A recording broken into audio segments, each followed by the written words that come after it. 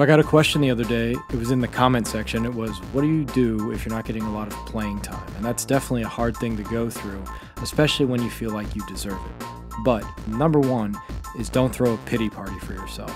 You need to take action to try to get on the court and do whatever you can to prove to the coach that you're good enough to play. So you got to talk to the coach. You need to stay after practice. The coach needs to see you there before practice and let him know that you respect his decision no matter what it is, but you're willing to do anything to get on the floor, to prove yourself that you can play in a game, okay?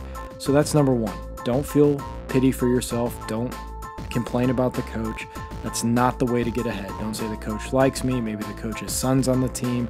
You got to get over all of that and become valuable. Focus on your own value. Number two, remember, all you can do is reach your own potential. That's it. You gotta really, really dig down deep and see what you're made of. Maybe you're not good enough. I wasn't good enough to play in the NBA, but I feel as if I reached my potential. And at the end of your playing career, that's all you're going to be able to look back upon and know whether it's true or false. And you're only gonna know that if you put in enough hard work. Number two, if you're on the bench, be the best player you can be. If you're not getting a lot of playing time, be the best role player you can be. I can't tell you how many championships have been won by role players and bench players. They come off in a key game and they drop 20 points and the other team's not suspecting it. So if you're gonna be on the bench and you're gonna get limited playing time, make sure you're deadly when you get in the game. So you work just as hard as the starters on your team and the stars on your team. Be ready. And again, number three, work harder than everybody else. That's what you got to do.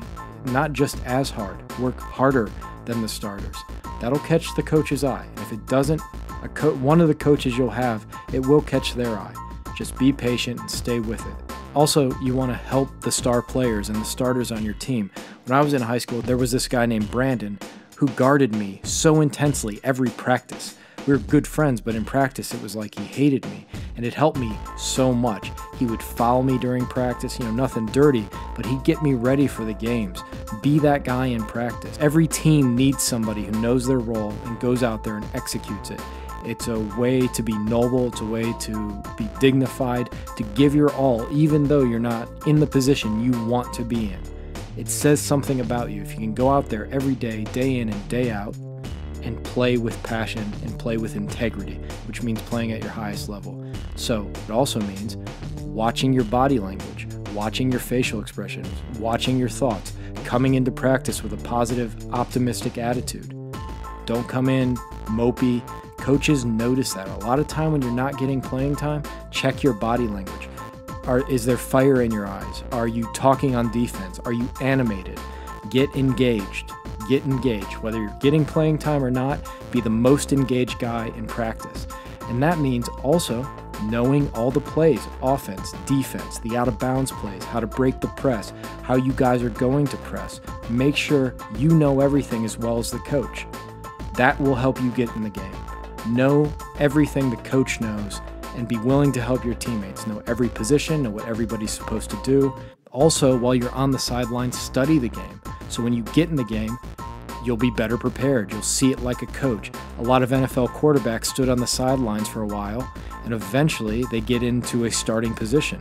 Tom Brady did that, and he watched Drew Bledsoe, and that definitely paid off for him. It really helps. Steve Young did that behind Joe Montana. When you can watch the game from the sidelines, don't waste your time there. Be a student of the game. In any drills, be the first to volunteer. Every day, do your mental training. Visualize. Talk to yourself right. Do your shooting drills. Use BasketballBrain.com. Be ready. And that's the number one thing. If you're getting limited playing time, you need to make the most of it. So make sure you're prepared and make sure you're ready to step up in the big moment. You never know what might happen with just one good game. The coach might look at you differently. There might be a college scout in the stands who sees some raw potential in you. You never know, so always be prepared. Don't mope, don't whine. Get a game plan and execute it.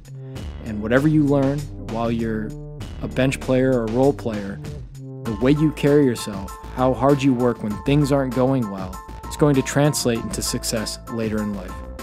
If you have any other questions, email me at basketballbrain@gmail.com. Please visit basketballbrain.com and try out the full program. We are dedicated to your greatness.